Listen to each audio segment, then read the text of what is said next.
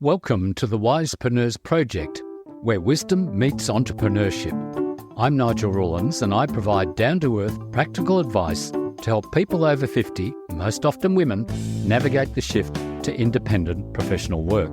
I focus on providing you with actionable insights and expert advice to optimize your life and work, from highlighting productivity, health, and cognitive agility to mastering business, marketing, and knowledge management.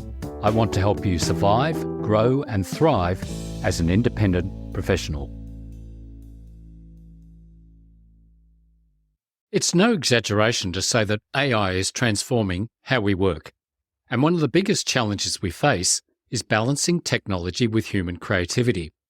Today's episode features Leanne Shelton, who spent nearly a decade running her content marketing business as a copywriter.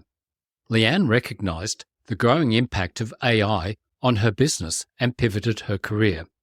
Cognitive agility means adapting quickly to new information and switching between tasks.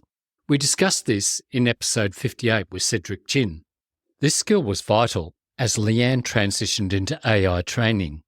Now, as the founder of Human Edge AI Training, Leanne helps businesses integrate AI while preserving the essential human touch. Welcome, Leanne, to the Wisepreneurs podcast. Could you tell us something about yourself and where you're from?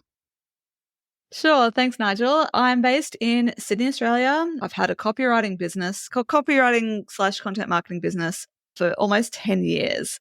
And I basically started up to have flexibility around my young family. I had a 9-month-old and didn't want to go back to full-time work.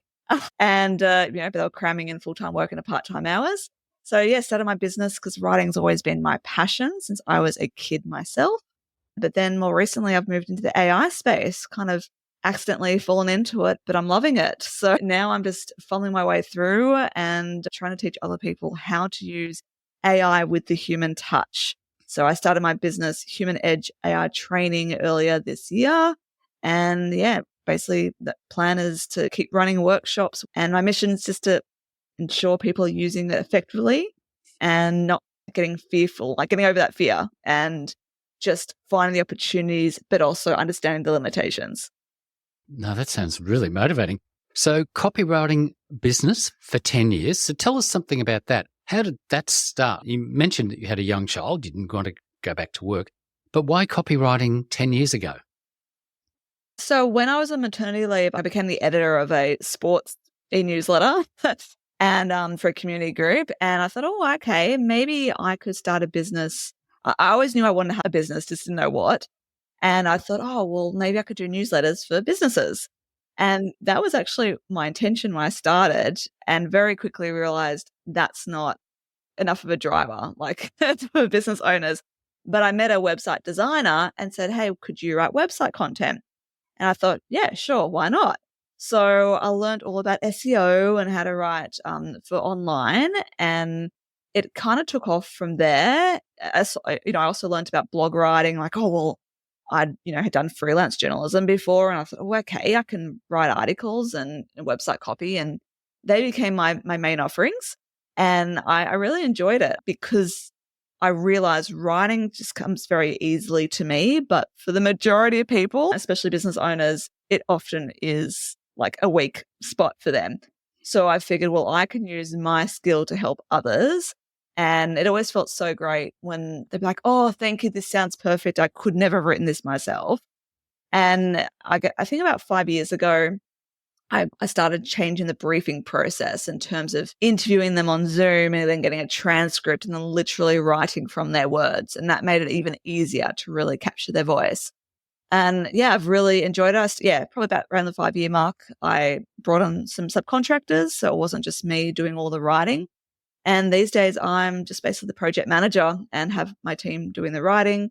But the copywriting has dropped off because of AI, which is kind of one reason why I moved into it, but also because this new space lights me up so much. I've probably lost a bit of passion for the copywriting, but all that experience now comes into what I'm doing because I realize prompt engineering with AI, it's all about words, and I'm a words person.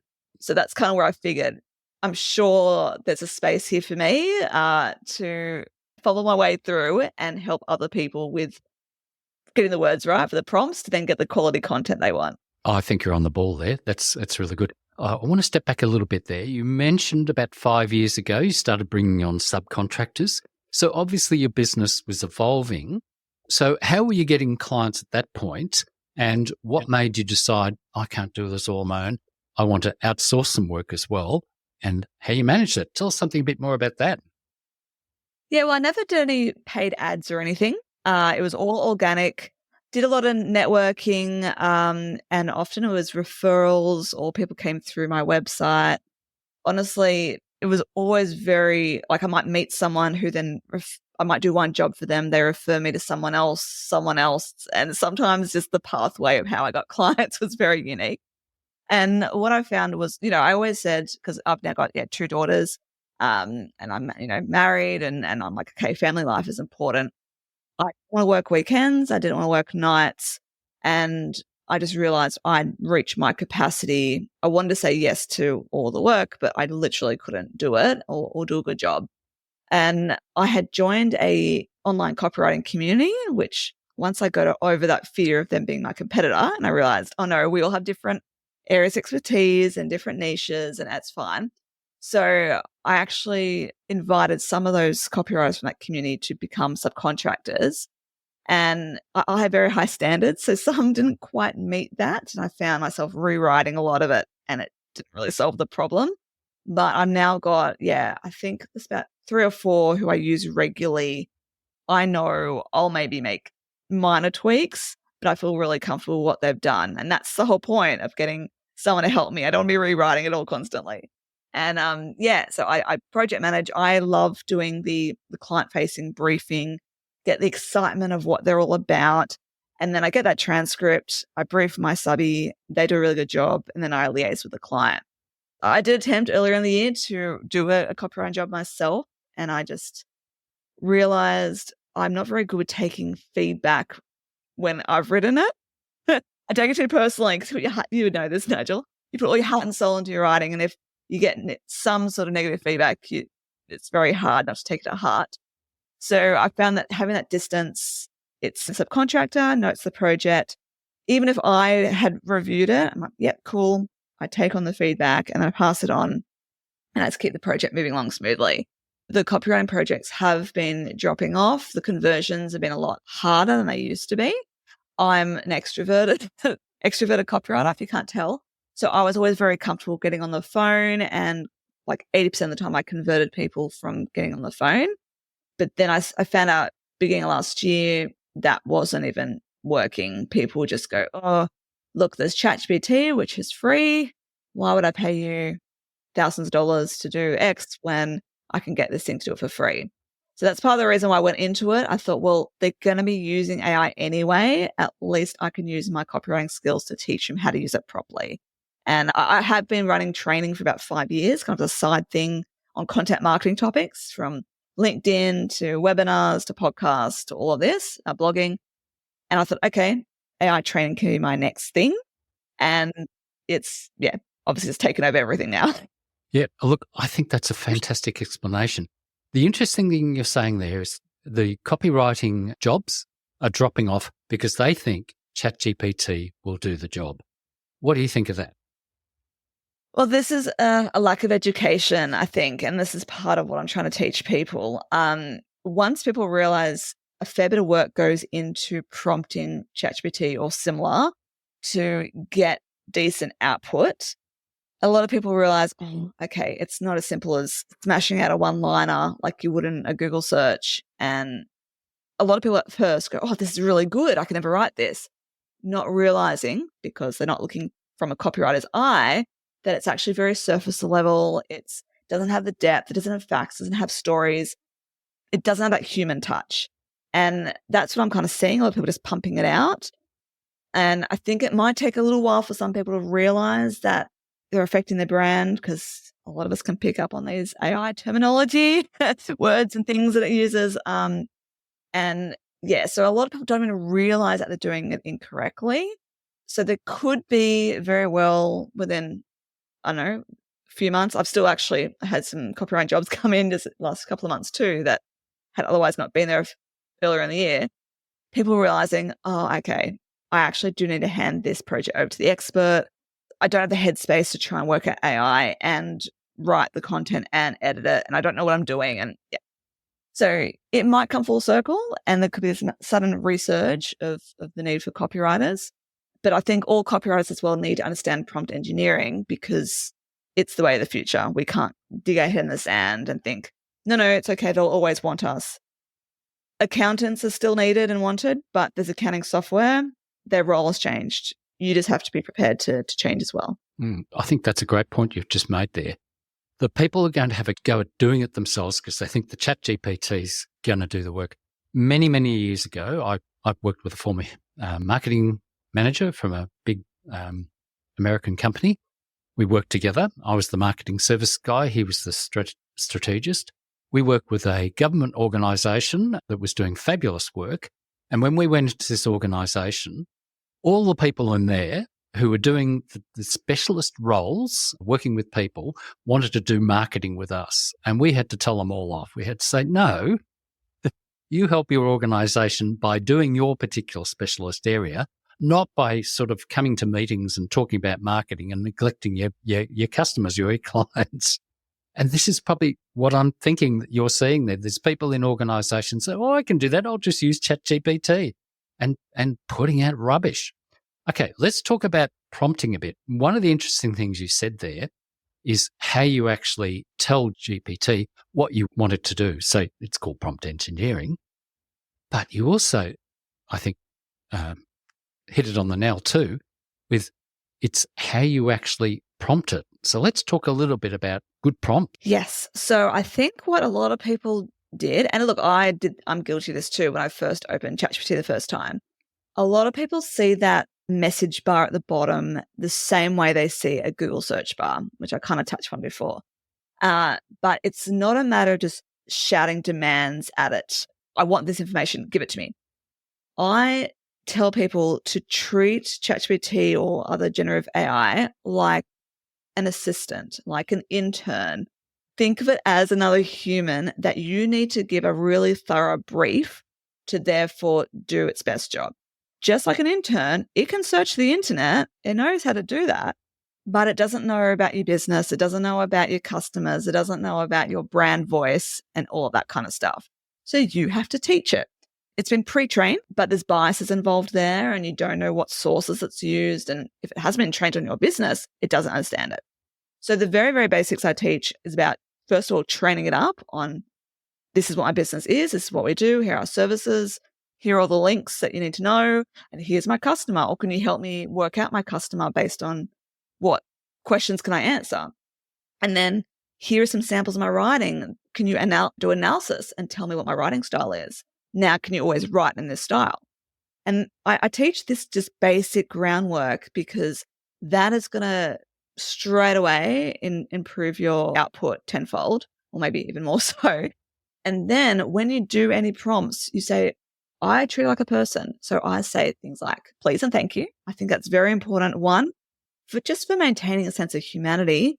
And two, I've actually heard that because it's trained up to be human-like in its responses, humans respond better to manners. So get in the habit.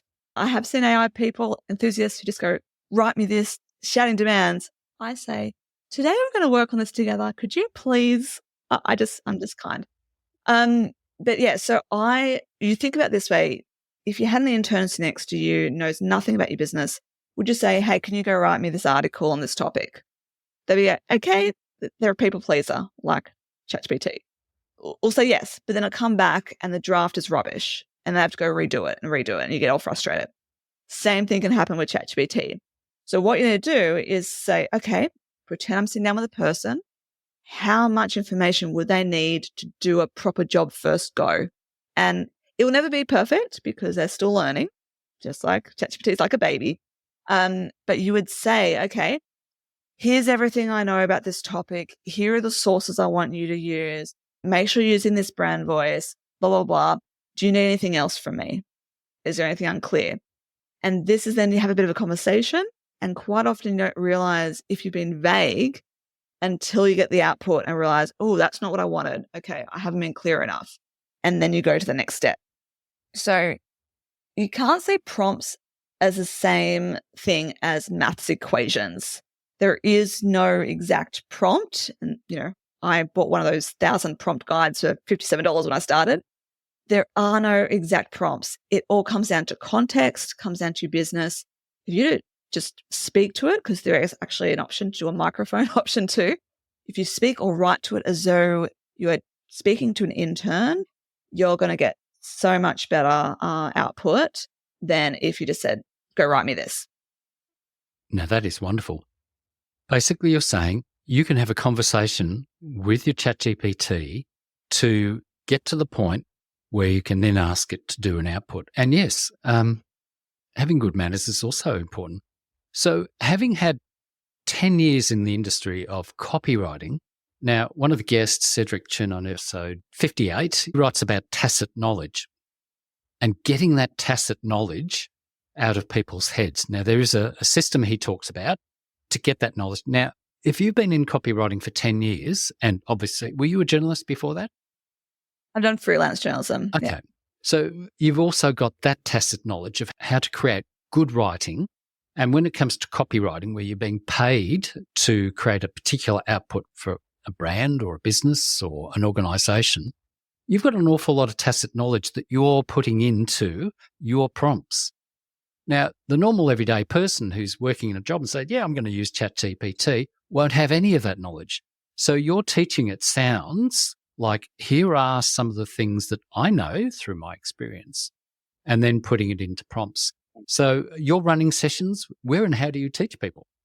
Yeah, so I have a few different offerings. I run workshops. So for teams, especially when you've got the innovators in the teams and those who haven't even touched it, and get everyone on the same page. My focus is on marketing teams. I can branch out if you really want your team to get some support.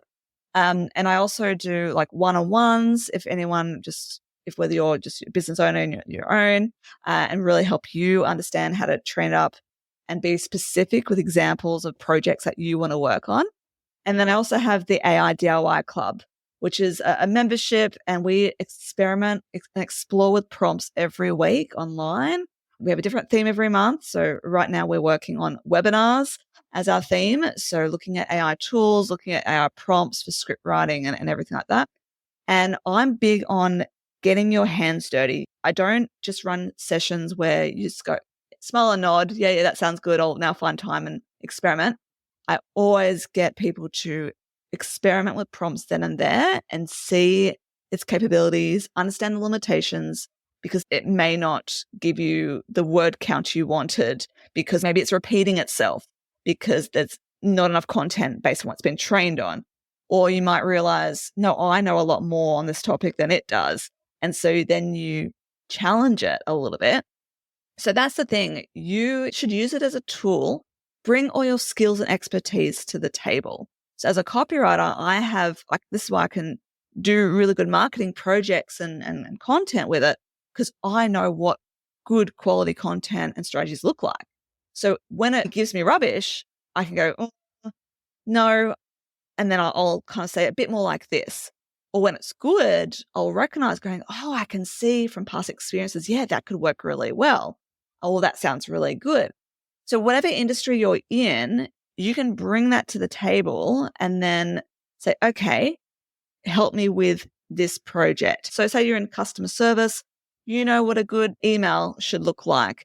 It will give you something. You go, no, actually, I want a bit more of this conversational feel. I want a bit more of this nurturing or problem solving, or I want this to be the outcome.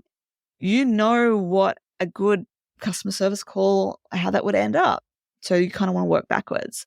So there's a lot of strategy involved with it that a lot of people don't realize. That it's like, oh yeah, bit of that laziness. Go, oh, well, not laziness. I think it's just lack of knowledge. Just going, oh yeah, cool. Oh, it gave me this. Great. And I think part of my frustration is I have heard of at least 2 examples of companies firing their copywriting teams, thinking, I don't know who, maybe their admin assistant can just pump out the blogs or the website content or whatever, or emails, but they don't know all that background knowledge. They don't know what makes a good email, what makes a good article. So they may end up rehiring those people down the track. Oh, I think they will.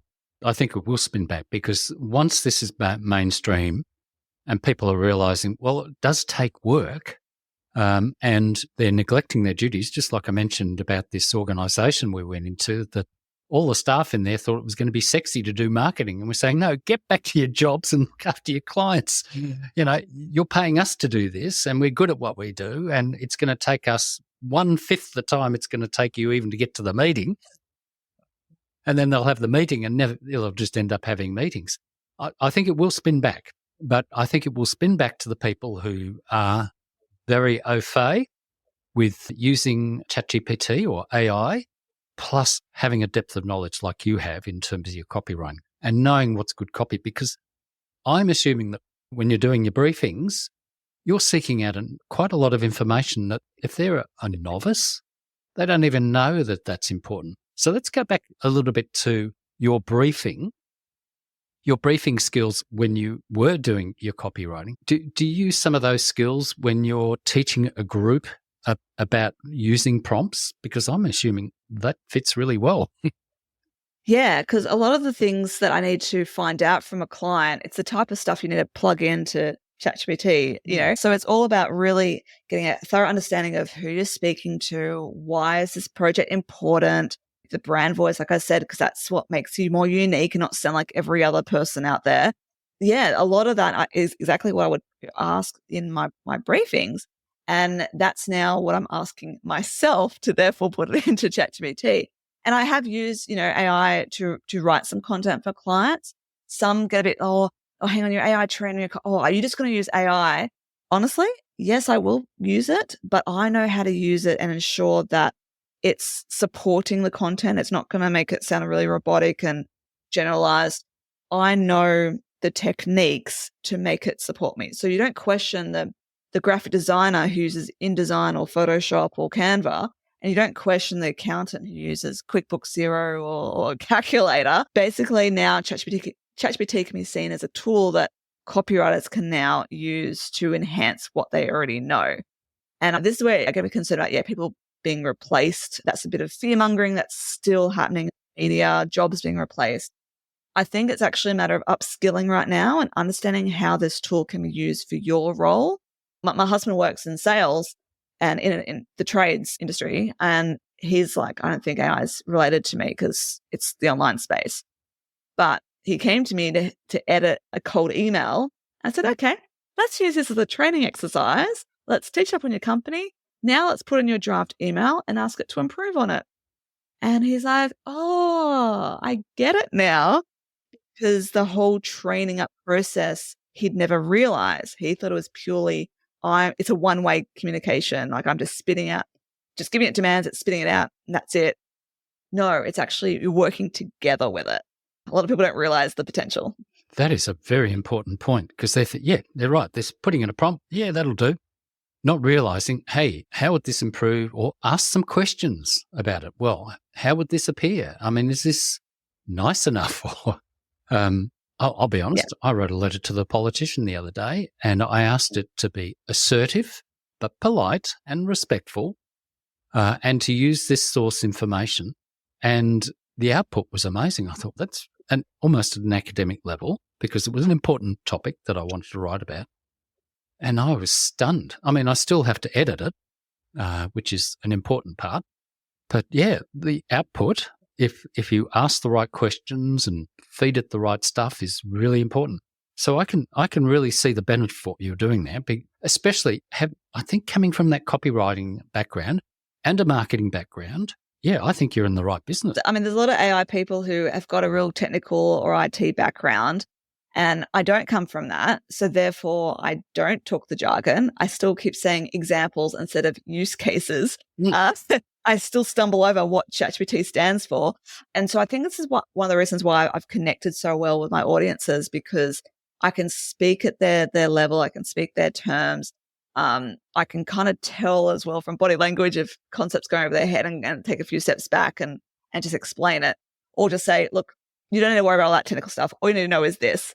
And I think that's what also puts me apart. I get people to actually, like I was saying before, experiment with it and really understand how it's relevant to them.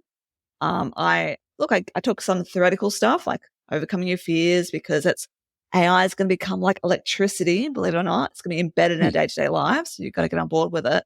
I talk about some of that theoretical stuff, but really it's just about making people feel comfortable with, experimenting and realize it's not so scary and you don't have to use it all the time.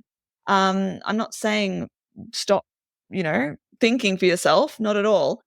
And what I was saying before, like I'm actually thinking differently. And I know there's also the fear with students and writing essays with AI and all of that. But what I reckon will end up happening, just like with your maths or science equations and formulas you have to show you're working out, that might be a way of the future. Here's my essay. Here's my working out. Here are my prompts. Here's my reasoning for those prompts. Here's the output. Here's how I changed it. And that's going to be where the human will come into it. We've got to keep being critical and keep looking at it. And there's some AI tools I do not agree with because they take that human part away, like AI for sales, cold call sales. I'm like, I don't like a human calling me. Why would I want a bot calling me? And I think that's a trap a lot of people get into, the shiny object, seeing how it benefits them. But if you're doing it for like business purposes or, you've got to think about how it's going to be received. And that's, I think, a missing piece all the time. I think you're right there. I do read quite a bit of stuff. I don't like reading a lot of business books because I find them really, really boring. But one of the issues I see out there is to be able to communicate well with ChatGPT, with your prompts. It's good to have a more of a generalist education or an arts education or to enjoy literature than having a business background. So I know that sounds a bit strange because we're talking about business here, that if you've got a more generalist view of things, you'll probably be able to write more human-like prompts to get that human-like outcome. What do you think of that? I actually read something similar about that. Don't get them to study medicine. Like it was actually, I think pretty sure this is what the article is saying. Don't send them to these specific things because in the future, AI is going to play such a major part in medicine. Doctors might be just there just so people feel like there's a human in the room. You're better off sending them to do literature, philosophy, all the subjects that make you think, not memorize stuff, because AI is going to be able to memorize stuff for you. You don't need to have that. I mean, even you go to the GP now, I say I've got the symptoms. They're going, oh, let me just look up in the system. So even now, they're not going, or most of them, off the top of their head, you've got this. They're going, let me just consult. So I think it's so important about thinking for ourselves. And this is where I get very passionate and rolled up sometimes because I can see so many people using ChatGPT to write their, social media posts or the comments to replies to comment. And like, how is this serving you? Like, it may even be automating that process itself. I've spoken to people who do that and they're so proud of themselves. Oh yeah, I have this AI tool that reads all the posts on my feed and it automatically comes up with comments to respond. And then I just do a quick look and then it posts it out. What is the point of that? Like, isn't social media about the human connection? So there's a lot of this, and look, it'll probably die down because it's still very fresh and new and exciting. And look what I can do with this thing. It's so cool. But I think thinking for yourself and going, okay, what do I actually want right now? What do I want to achieve with this project? What is the point? And then thinking backwards, that's going to keep us, the human side. Or I don't mind if you write some notes and then you get it to, like something like that letter to, the politician. You've got the initial thoughts and then you get it to help clean it up and just get that clarity or remove the emotion if you're dealing with a difficult customer by email or, a big complaint and you're too close to it. Get AI to help you do that stuff so you can move on with your day. I totally believe it. Or getting over the white screen of death. You procrastinate so long, but you need to get this thing done. It can remove that barrier to entry and get you started. So you're not wasting your creative energy on getting started. You can then get started. Now I can put all that effort into building upon it. So yeah, that's where I think it needs to be used. But a lot of people don't realize, like, oh, look, I can just cut corners. The word productivity is thrown around a lot. And I think, yes, it will help you be more productive. But a project that took you a week, don't expect it to take 5 minutes with AI. it may take you a day instead. Still will save you time, but you need to be realistic with how much time it's going to save you. Yeah, I think that's really important too, because the issue there is cognitive overload or the cognitive demands of having to do something. But if you've got a sense of how you can work with AI or ChatGPT, I think you can work or augment, I guess, is probably the better word, augment yourself to not only just be more creative, but be able to be more a better communicator. One of the people I read on Twitter, actually I see him, and sometimes I think I see him on LinkedIn, is Ethan Mollick. He talks about cyborgs and centaurs. If you come across that, a cyborg is using AI all the time, so that's a person. For me, because I do a lot of marketing work and I do a lot of website work with WordPress. And so I'm saying, how do I configure my Google Analytics and how do I get it to report this? I'm in and out of AI, not just for writing. I do a lot of writing, but gee, I don't just use ChatGPT for just that. So that's the cyborg. And then Ethan Mollick also talks about centaurs. Now that's the half horse, half man. So what he means by that is that where appropriate, you'll use AI, but not all the time. Yeah, and I think that's what I do. I know there's some AI enthusiasts who go, "Oh, I use AI this for my emails and this for this and this for this, and it runs my life." And I'm like, nah, I prefer to be still managing my emails because I just don't trust it to accidentally delete something, or I don't know. I don't have everything in my business automated, although everyone keeps, that's a buzzword, automation. Look, most of the time I'm using it for my training, to be honest. It could be in terms of help me come up with workshop plans. And I'm like, I know I want to cover these topics and have a game after lunch or whatever. If it's a full day one. Give me a plan. Great. I play around with it. Help me for my club. I'm going to talk about this. Can you just write me a 5-minute script, just kind of introduce the topic, just so I can move on with like the prompt stuff. And I'm an AI trainer. I don't use it all the time. It's not embedded in my world. I'm just using it to support me when I need it. When even like there's still some times I ask my husband a question. He's like, "Can you just ask ChatGPT for that?" It still doesn't occur to me all the time to go to ChatGPT and get me to, tell me how to fix the printer. But yeah, that's the thing. I think we still need to keep our sense of humanity, and that's once again why I call my business Human Edge. I want us to keep the humanity. I don't want us to all turn to robots. Forget how to think. I think of the movie WALL-E. I don't know if you've seen that cute cartoon.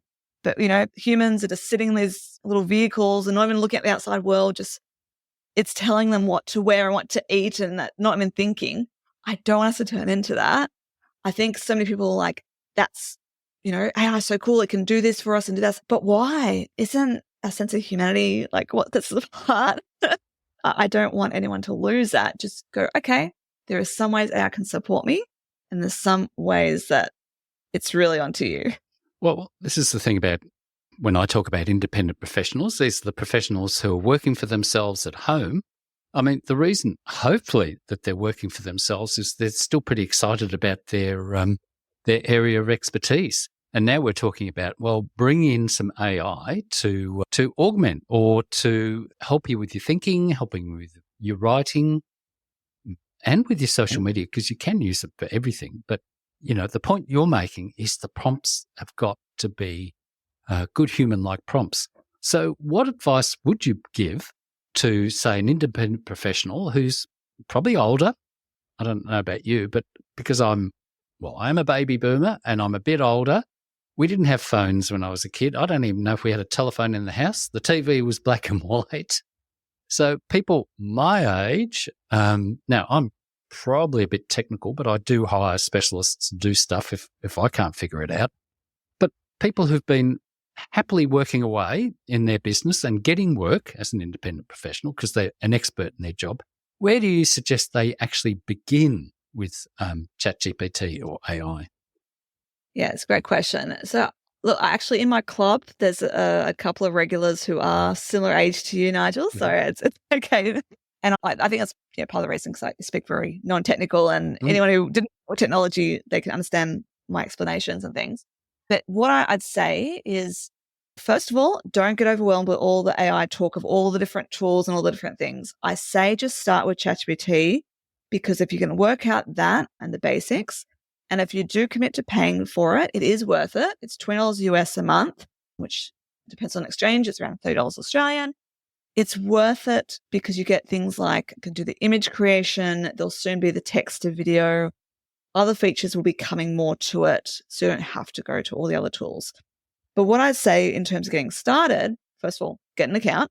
Second of all, think of a project you're working on right now. It could just be an email that you need to send out, or an e-newsletter you want to create, or an article you want to write. Just think about something that's relevant to what you're doing right now. Don't think about, the pie in the sky to-do list that I've always wanted to start, always wanted to write that book. Don't go there yet. Start with something that you'd be doing later today, and you have to write that email. And so just think about, what's the idea of the email? What's the point of it? Is it a responding to someone? Is it an outreach? Think about all of that kind of stuff. And this is purely without even training it up. Just experiment with then what it gives you. So say, write this email for me. It's to this person. This is who they are. Give some background. You can say, write in a professional tone. And then say, now rewrite in a professional and conversational tone, and see how it changes. And then say like professional, conversational, and quirky, and then see how that changes. And then you'll start to get a feel for how the prompts that you put in affects the output. Same thing as if you say this is for a woman, a 20-year-old woman, it will write a certain way. If you say it's for a 50-year-old man, it will write a different way. So all this stuff is very important. So I would just say initially to start experimenting with it. The next step would be to train it up and properly understand, your role and your company and the audience and all that. That's the next step. I can help you with that. But just to begin with, just see what it does, and then put a critical eye over what it spits out, and think, okay, what's missing here? What human aspect could I add to this? I still see for emails, I hope this email finds you well. I don't think many people write that now. It's caught up in that, because obviously they won't be reading it if they didn't get it. But yeah, just have a think, have a little play around with it. Or even if it's non-business related, get it to help you write a travel agenda for you. So plan for the weekend with the grandkids, with your own kids, with whatever. Or you want to go on a holiday to a certain location, get it to suggest different locations to visit on a 10-day trip. And then you'll just start to realize what it can do, but also what it can't do. So yeah, just don't get scared, just play around. I think that's a great idea. I actually went to Vietnam last year, and the doctor prescribed a whole range of stuff. So I listed it all out and said, what would I use this stuff for? And it gave me a list. So it is an amazing little tool. And I think that's fantastic what you just said. Just start off by playing with it and see what responses you get. Would you suggest that they do any of the online training? And that's a bit of a loaded one, because I've done a few and I want to say something about it. But are there any good online trainings or places they can go? I mean, obviously, if you're doing a corporate training, it would be good for them to go to that. But if they're at home and they're thinking, oh, well, where can I learn a bit more about it? What would you suggest they do? Yeah, this is where the club would come in for sure, because it's a low cost every month, and it's, I'm toying whether it's a 2-hour or 1 hour every week. I've been doing 2 hours of just experimenting with different prompts with a different theme every month. Someone once said to me, why should you even bother doing training when there's so many YouTube videos out there for free? And I think it's because people want to be able to ask the questions and be able to experiment in the safe space and just say, I've done this, what's wrong with it? Like, how can I fix this? Or I've got this project, can you give me some tips on that? You don't get that from just watching videos. And there's lots of courses as well. Some are, cheaper than others. Some are really expensive. You need to be aware about the technical aspects of them, how technical they're going to be. And that's why if you want to get your hands dirty, really just experiment in a safe, supportive space. And that's where my club comes in. We have a Q&A session as well as an AI playtime session. And those that are in it, they're loving it. They're just learning so much just from doing this stuff. One member, Margaret, for example, we were doing award writing and grant writing last month. And she's like, I'm still going to turn up because I'm not writing any of that stuff, but I always learn something new. And sure enough, there were some prompts that things just like talked like you're talking to a friend, just a random little thing that popped up that was totally unrelated to the topic, but she still learnt from being there. And yes, everyone's really enjoying that. So it comes down to, I guess, your style of learning. If you do like to really learn by doing, which I think a lot of people do, then you'll probably find the club really helpful. And then if you need a one-on-one, then obviously I can go that next level too. That's all online. No, that sounds actually lovely. I've done 4 courses now. One I did with some guru that I read on Twitter, and I must admit it cost me a lot in American dollars, and the thing was rubbish. Then I did a cheaper one with a New Zealand guy who lives in Vietnam. I did 2 of his ones, which I thought were a lot more practical, and they weren't too expensive. And then I've done a 4th one now, which has blown my mind. But had I not done some of these other ones, I would never have understood this 4th one. It was a lot more technical. But I agree. I think an interactive, like you're discussing, is probably a great introduction. I would actually recommend that over any of those courses that I've done. Yeah, because were they all just watching recorded videos or was there any live elements to it? They were all recorded. So the first one was just like lecturing me, and it was poorly put together. Obviously, the person rushed into the space. They obviously had a really big following, and that's a benefit of being in business. If you've got a big email list or a big followership, you can sell them stuff. And if you only get 100 out of your 1,000 people come through, you can make money. And that's what that person obviously did. So it was pretty ordinary to start with. Yeah, I've seen a bit of that happening too. I went to one of those free or low cost, I think actually maybe I paid $50 for it, one day event from a well-known business entrepreneur and coach or whatever. And he was basically just pitching his boot camp and just kind of throwing in AI. Like, here's some stuff, some cool things my team told me about AI, but ultimately he was all pushing it to his boot camp, which, now we're doing AI. And it was very much jumping onto the AI bandwagon. And I'm like, oh, no, cringe. So how I learned about AI, I listened to some different podcasts. I can't remember which ones now because I stopped listening, but just look up AI in terms of podcasts. I had one for a few months called the AI Train and then kind of fizzled out. But yeah, podcasts are really good, especially ones with updates, because then you can just, really get a quick update on what's going on. And also for me, following people on LinkedIn that are in the AI space, quite often those bite-size tips that they offer, including myself, I'm pretty active with that too. That's how I'm doing most of my learning now. I would just even start with that. And then you could, once you've built up the trust with them, invest in the courses and whatever. But yeah, I'm working on it at the moment. I think some sort of a course that would include a live Q&A every week. So you might do it over 6 weeks, pre-recorded, but I'll always be there live to answer questions. Because that's the thing, and a lot of people purchase these courses and never actually watch as well or actually implement. And I'm so big on, I want you to learn something. I want you to have those aha moments. So yeah, that's where I'd start. Just listen to podcasts or following on LinkedIn some AI people. And then you could probably go for the course option. But yeah, or the club. A club's good too. I agree. Do not rush into a paid course. But yes, I would explore your one because it is going to be a live session and they can ask questions rather than a pre-recorded one. I've spent hundreds of dollars and unfortunately they're all in American dollars, so it costs a lot more for Australians.